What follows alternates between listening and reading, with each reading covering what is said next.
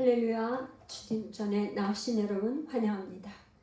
오늘 이제 대강절 첫 번째 주일입니다.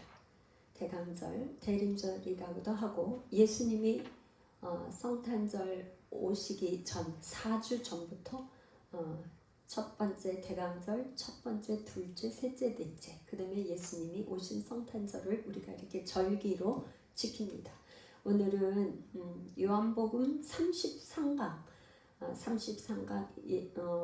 요한복음 18장 1절에서 11절까지 오늘 말씀을 나누겠습니다. 요한복음 18장 1절에서 11절 본문입니다. 제가 먼저 기도하겠습니다. 고마우신 하나님, 예수님을 고대하고 기다리는 절기 대강절 첫 번째 주일입니다. 이 땅에 예수님이 아니 계시면 우리는 아무것도 아니고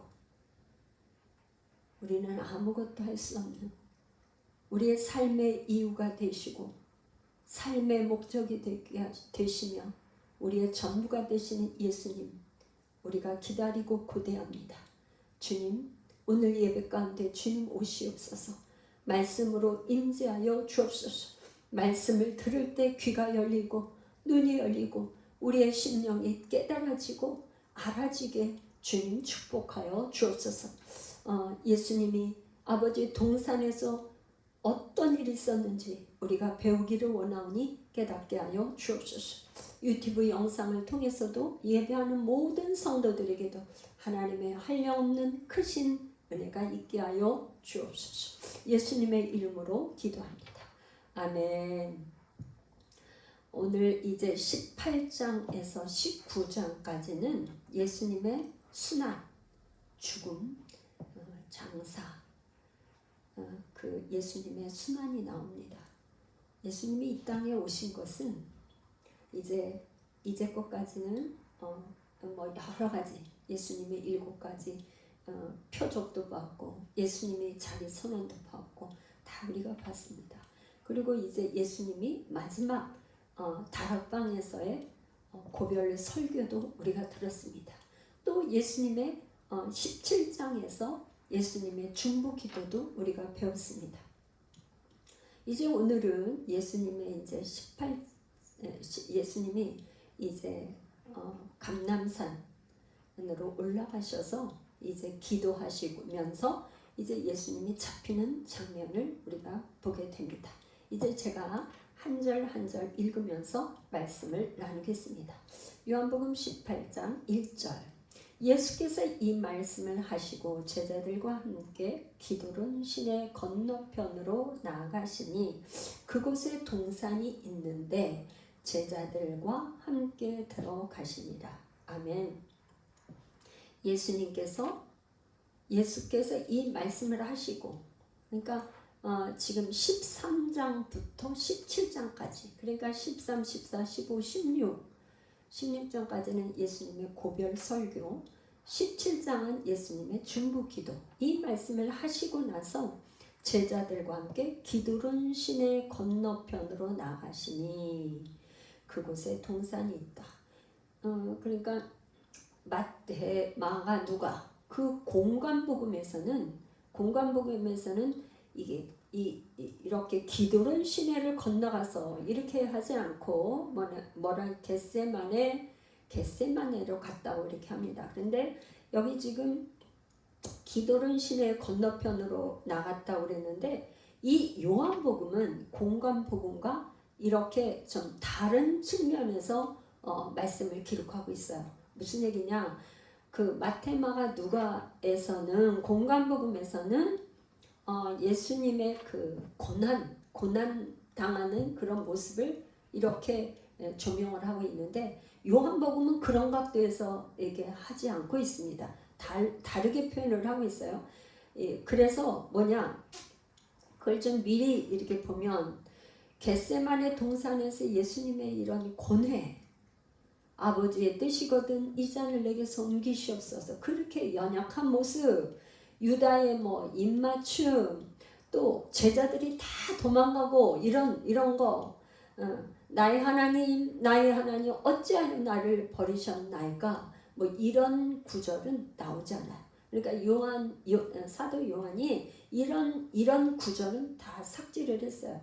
그리고 오늘이 이제 본문에서 우리가 보는 거는 다른 각도에서 예수님의 왕권, 그러니까 예수님을 왕권, 예수님의 권위, 예수님의 앞으로 올 부활 승천에 대한 그런 영광, 그런 걸로 지금 영광에 초점을 맞춰서 다르게 기사를 기록하고 있어요.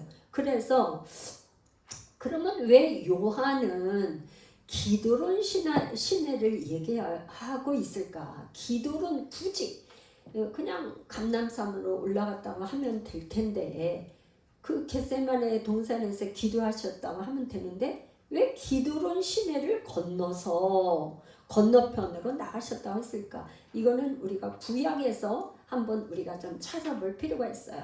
그러니까 이스라엘 백성들에게 가장 위대한 왕, 역사적으로 구약 성경에서 위대한 왕 하면 다윗 왕이에요. 근데 그 다윗 왕이 사무엘하 15장에서 뭐가 나오냐면 자기 아들 압살롬이 압살롬을 피해서 도망가는데 울면서 이 백성들하고 기도론 시내를 건너갔다는 게 나와요. 그래서 감람산으로 올라갔다.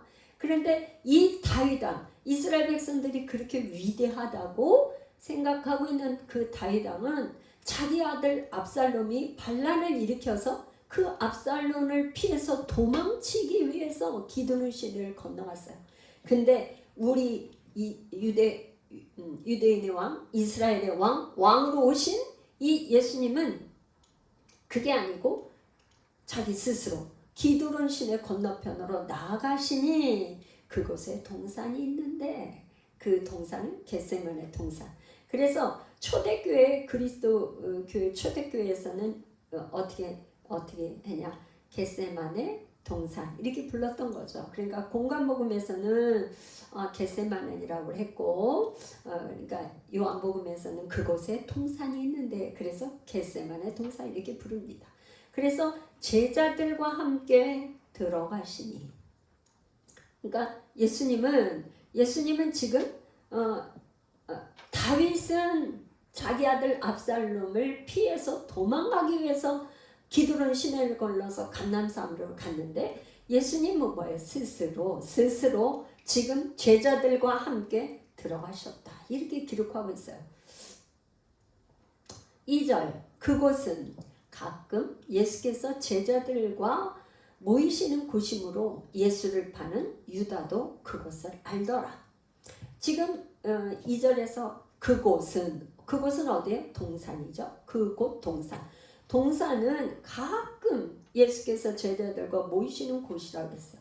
근데 여기서 원어의 뜻과 가장 유사하게 하는 거는 가끔보다는 자주, 종종 그 표현이 더 이렇게 좀 부합되고 맞는다고 볼 수 있어요. 왜 그러냐면 예수님이 가끔 간 게 아니라 자주, 종종 가셨기 때문에 예수를 파는 가룟 유다를 그곳을 이미 알고 있는 거예요.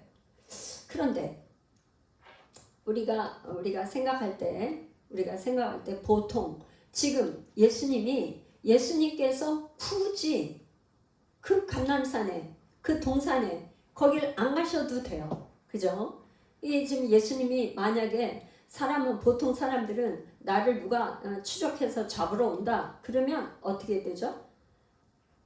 아무도 모르는 곳에 이제 숨을 거 아니에요. 근데 예수님은 이미 12 제자들 다 알고 있고 나를 팔려고 하는 거 그거 다 알고 있는 가룟 유다가 자기를 팔 거를 다 알고 계신 그 예수님은 그 가룟 유다가 알고 있는 그곳을 찾아서 들어가시는 거예요. 그러니까 가룟 유다가 예수님을 팔았다 너무 억울하고 그런 거 공관복음에서 그렇게 비춰지는 걸 이 요한은 그렇게 한 게 아니라 가룟 유다가 이미 알고 있는 그 동산, 겟세마네 동산, 기드론 시내를 건너가는 그곳을 스스로 갔다. 예수님이 그렇게 선택을 한 거죠. 그렇게 선택을 해서 가신 거죠. 그러니까 스스로 가룟 유다가 이제 잡으러 올 걸 알고, 나를 잡으러 올 것을 알고 그곳에 가는 거죠. 3절, 유다가 군대와 대제사장들과 바리새인들에게서 얻은 아랫사람들을 데리고 등과 횃불과 무기를 가지고 그리로 오는지라. 지금 유다가 이제 예수님을 잡으러 오는데요. 군대. 여기서 유다가 군대를 동원해서 왔다고 그러는데 한 몇 명이나 왔을 걸로 여러분들은 생각하시나요? 예수님을 잡으러 오는데 가룟 유다가 군대를 데리고 왔는데 뭐 한 몇 명이나 들어가죠. 뭐 누구를 체포한다, 범인을 체포한다, 뭐 이렇게 하면은 보통 우리 저기 할 때는 뭐 이 경찰이 몇 명이 동원돼서 수갑을 채우고 막 이렇게 하는데, 예수님을 잡으러 가룟 유다가 왔던 그 군대는 몇 명이나 될 걸로 여러분들은 추정하세요. 근데 여기 지금 유다가 군대라면은 그때 당시에 그 성전 그 북부에 안토니아 그 숲에 그 부대가 있는데, 로마 군대가 있었는데 외인 부대가 한 1000명 정도 있었다고 그래요. 그러니까 760명 보병, 그다음에 그 기병은 240명에서 1000명이 주둔하고 있는 거예요. 거기에 스탠바이. 그러니까 이스라엘이 만약에 폭동을 일으켜, 예루살렘에서 폭동이 일어나든가 그러면 이제 진압을 해야 되니까 그렇게 이제 보병, 기병 이런 저기들이 이제 항상 거기에 주둔하고 있는 거죠. 그런데 여기에서 이제 군대 하니까 로마 군단이 한 600명. 그 다음에 또 지금 누가 있냐면 대제사장들과 바리새인들에게서 얻은 아랫사람. 그 사람들은 말하는 성전의 수비대까지 동원해서 아마도 한 1000명 정도는 데리고 온 걸로 이렇게 추측을 해요. 유다가 군대와 대제사장들과 바리새인들에게서 얻은 아랫사람들을 데리고 등과 횃불과 무기를 가지고 그리로 오는지라. 그러니까 이 예수님을 잡으러 로마 군인과 이 그 성전 수비대가 동원해서 한 1000명 정도가 등, 횃불, 무기를 가지고 이렇게 오는 거예요. 그러니까 이제 이 지금 가룟 유다와 거기에 온 로마 군인들과 이 저기는 어떻게 생각하냐면, 만약의 경우에 예수님이 도망가게 되면 그 감람산 일대를 다 포위해서 잡아야 된다고 생각했을지 몰라요. 분명히 이들은 생각하기를 예수님이 스스로 이렇게 뭐 나와서 잡혀 가신다 이런 생각한 게 아니라, 이제 도망가게 되면 막 총 동원해서 온 산을 수색하고 잡아야 된다고 이렇게 생각했기 때문에 이제 1000명을 데리고 온 거죠. 근데 뭘 가져요? 공간 먹으면은 무기만 가지고 왔다고 그랬는데, 여기 지금 요한복음에는 등과 횃불을 가지고 왔다고, 그것도 앞에 그렇게 등, 횃불, 무기. 요한복음은 특별히 예수님을 보란 요한복음 8장에 나는 세상의 빛이다. 예수님이 빛으로 표현을 하셨기 때문에 이 지금 유다는 뭘 가져왔어요? 밤에 왔기 때문에 산을 지금 밤에 산을 왔기 때문에 등도 필요하고 횃불도 필요하죠. 당연히. 그리고 무기도 가지고 그렇게 온 거죠. 그런데 예수님은 빛이시지만 가룟 유다가 가져온 등과 횃불은 진짜 빛이 아니죠. 그런 횃불 등 꺼지는 등불이고 꺼지는 횃불이잖아요. 그런데 예수님은 영원한 세상에 빛으로 이 땅에 오신 거죠. 그렇게 이용하는 그런 의중을 가지고 등, 횃불, 무기를 지금 얘기하고 있습니다. 4절에 갑니다. 예수께서 그 당할 일을 다 아시고 나아가 이르시되 너희가 누구를 찾느냐. 그러니까 예수님은 로마의 군단이 오고 이 지금 성전에 수비대가 막 와서 막 예수님을 찾으러 막 횃불을 들고 이렇게 오는데 예수님이 먼저 나아가요. 나아가서 앞으로 있을 당할 일, 앞으로 당할 그 모든 걸 이미 다 아셔.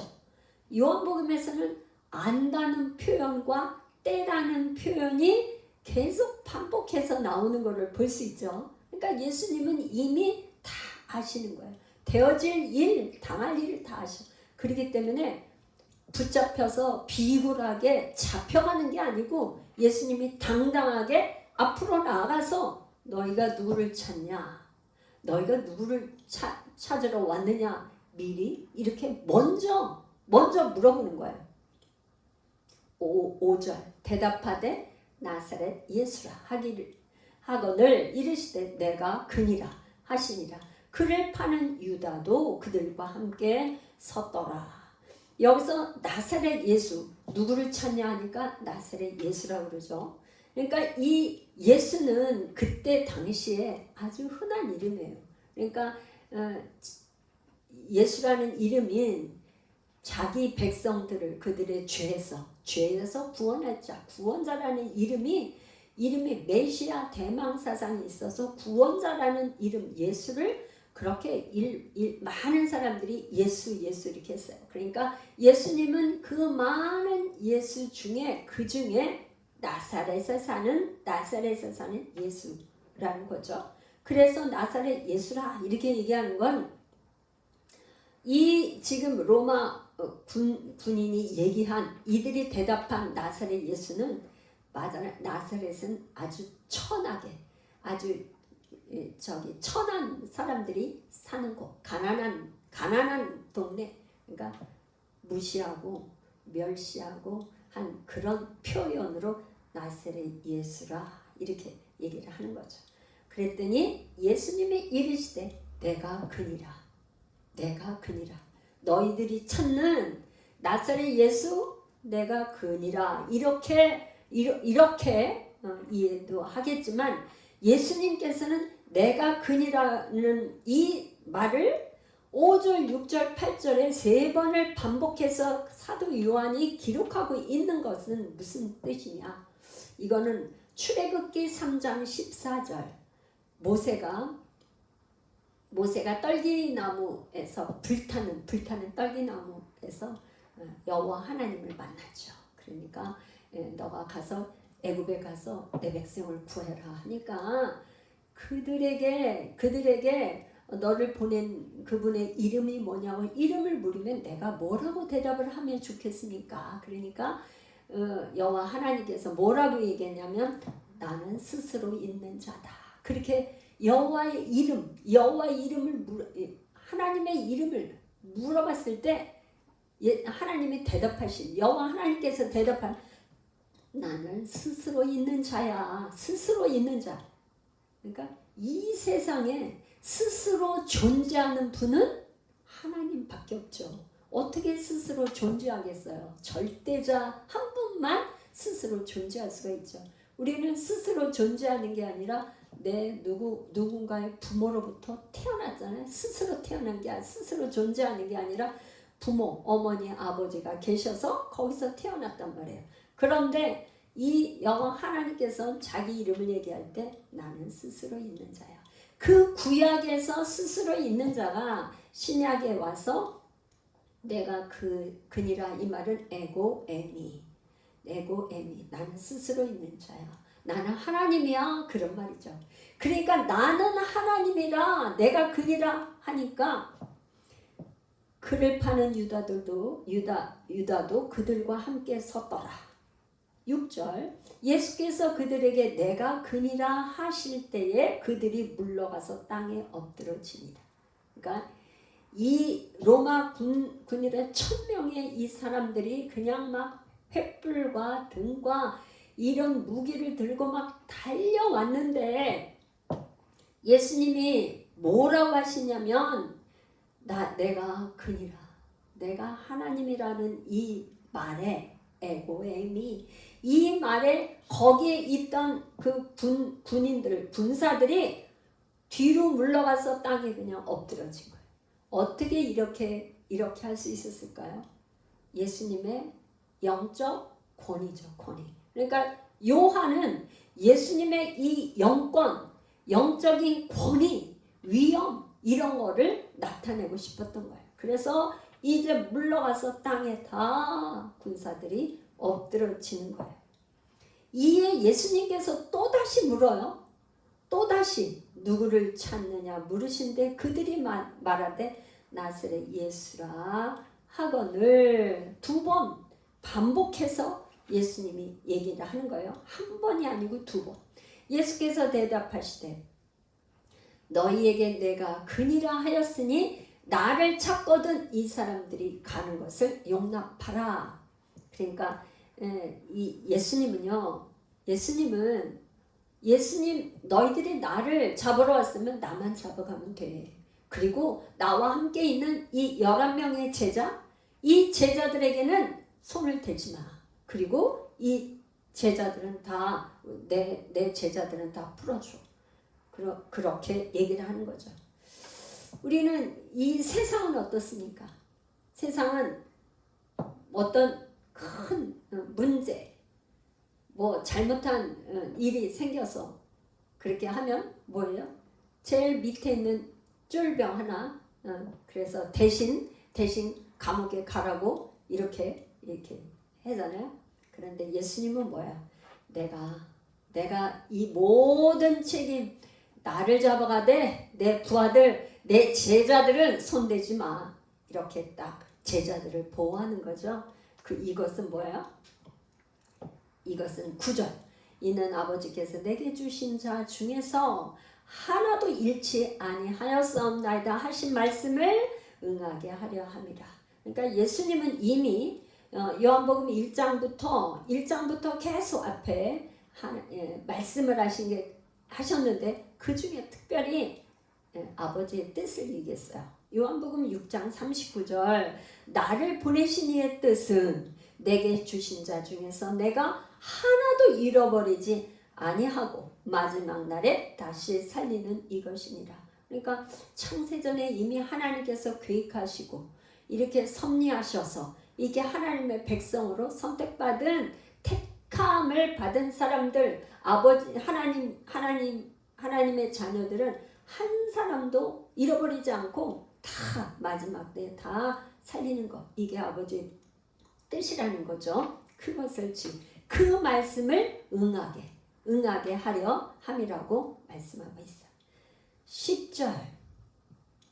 이에 시몬 베드로가 칼을 가졌는데 그것을 빼어 대제사장의 종을 쳐서 오른편 귀를 베어버리니 그 종의 이름은 말고라. 그러니까 이 공간복음에는 이렇게 말고라는 이름이 안 나오는데 이 요한복음에는 이렇게 이름까지 얘기를 하면서 말고라고 이렇게 나와 있어요. 그런데 이걸 보면 이 베드로는 공간복음에서는 여기서는 안 나오지만 공간복음에서 겟세마네 동산에 가니까 예수님이 너희들은 이곳에서 기도하라고 하고 예수님이 조금 멀리 떨어져서 기도를 하시는 거죠. 예수님은 계속 땀방울이 핏방울이 되도록 기도하시는데 이 제자들은 어떻게 했어요? 다 졸고 잠들어 있어. 그래서 예수님이 와서 또 깨워도 몸이 마음은 원이로되 육신이 연약하여 또 잠들어 있는 거예요. 그러니까 기도하지 않고 잠들어 있었던 이 베드로는 예수님이 지금 이 잡혀가는 이 순간에 혈기가 나가지고 지금 뭐예요? 그 대제사장의 종을 그냥 쳐가지고 귀를 쳐서 오른편 귀가 떨어진 거예요. 그러니까 공관복음에는 이 귀를 갖다 다시 이렇게 붙여줬다고 나오죠. 그러니까 기도하지 않으면 육신의 생각과 이 혈기와 이런 것이 막 발동이 되는 거죠. 그러니까 아버지의 뜻, 예수님의 뜻을 생각하는 게 아니라 막 내 혈기가 먼저 일어나가지고 이렇게 내 뜻과 내 주장과 막 혈기를 부리는 거죠. 그러니까 베드로는 아직도 이 베드로가 고백한 것이 주는 그리스도의 살아계신 하나님의 아들이라고 고백은 했지만 이 지금 예수님이 그 세족시 요한복음 13장에서 세족시를 하고 성만찬을 하고 예수님이 고별 설교를 하시면서 중보기도를 해왔던 그 모든 과정 가운데 베드로가 진정으로 예수님의 그 세족식과 그 모든 것을 다 이해하지는 못했던 것 같습니다. 그래서 이 베드로는 예수님이 죽어야 한다는 것, 죽어야 한다는 이 사실, 예수님의 죽음을 아직 진짜 그 마음으로 다 받아들이지 못하고 깨닫지를 못한 거죠. 그러니까 여기서 혈기를 가지고 그렇게 한 거죠. 그랬더니 예수님이 11절 예수께서 베드로더러 이르시되 칼을 칼집에 꽂으라. 아버지께서 주신 잔을 내가 마시지 아니하겠느냐 하시니라. 그러니까 이 사람들이 지금 나를 잡으러 왔지만 이건 하나님의 계획과 섭리, 이 땅에 내가 온 목적을 이루기 위해서 한 건데 아버지께서 주신 잔을 내가 왜 마시지 않겠느냐? 의문문으로 지금 오히려 예수님이 이렇게 얘기를 하고 계신 거죠. 예수님은 가룟 유다에게 배반당하고 또 예수를 방어하려던 베드로에게 배반을 당하고 예수님의 이 12 제자들은 다 하나같이 이 지금 예수님의 그 깊으신 뜻과 목적을 다 헤아리고 이해하지 못했습니다. 예수님께서는 어떻게 이렇게 죽기까지 그의 사명을 감당하실 수 있었을까? 예수님은 지금 계속 예수님이 늘 하셨던 건 기도였었죠. 기도. 17장의 그 중보기도를 그렇게 다 올려드리고도 또다시 감난산에 기도하러 올라오셨어요. 그러니까 우리 예수님은 끊임없이 하나님의 아들이시면서 또 늘 하나님 아버지께 기도하고 아버지의 뜻을 묻고 아버지께 여쭙고 그 아버지, 내가 아버지 안에 아버지가 내 안에 주님과 함께 있었기 때문에 이 귀한 사명을 감당할 수 있었습니다. 우리가 이 땅에서 예수님이 하셨던 것처럼 예수님이 우리에게 맡겨주신 이 사역, 이 땅에서 승리하기 위해서는 반드시 기도하지 않으면 우리가 세상에서 승리할 수 없죠. 그래서 너희가 세상에서는 환난을 당하나 담대하라. 내가 세상을 이겼다. 예수님이 세상을 이기신 것은 기도하셨기 때문에 세상을 이기실 수 있었죠. 세상을 이미 기도 가운데 다 이기셨기 때문에 십자가를 질 수 있었고 죽으신 다음에 부활하실 수 있었던 거죠. 우리가 기도 없이는 아무것도 주님의 그 뜻을 이룰 수 없습니다. 오늘 이제 말씀을 정리하고자 하는데요. 요한복음 이 18장부터 이제 예수님의 순환, 이 동산에서의 이제 예수님의 순환이 시작되는데 예수님은 당당하게 앞으로 지실 그 십자가를 위해서 뒤로 물러나거나 피하거나 어떻게 정말 한 게 아니라 도망치는 게 아니라 오히려 예수님은 나를 잡아가라고 당당하게 나오셔서 이 로마 군인들을 맞이하는 것을 볼 수 있습니다. 여러분 세상에서 환난을 당하고 계십니까? 세상에서 여러분들이 어려운 일 가운데 계십니까? 고통 가운데 계십니까? 예수님을 우리가 바라본다면, 예수님을 본받는다면 여러분 뒤로 물러나지 않으시고 끝까지 앞으로 달려나가시기를 축복합니다. 에클레시아, 이것이 교회입니다. 교회는 예수님이 이 땅에서 보여주신 것처럼, 예수님이 기도하신 것처럼, 예수님이 지신 그 십자가 나도 지고 동참하며 끝까지 달려가는 것, 이것이 교회입니다. 주님이 그 가신 길 우리도 함께 가는 여러분들 다 되시기를 예수님의 이름으로 축복합니다. 기도하겠습니다. 주여, 할렐루야, 할렐루야, 할렐루야, 할렐루야. 우리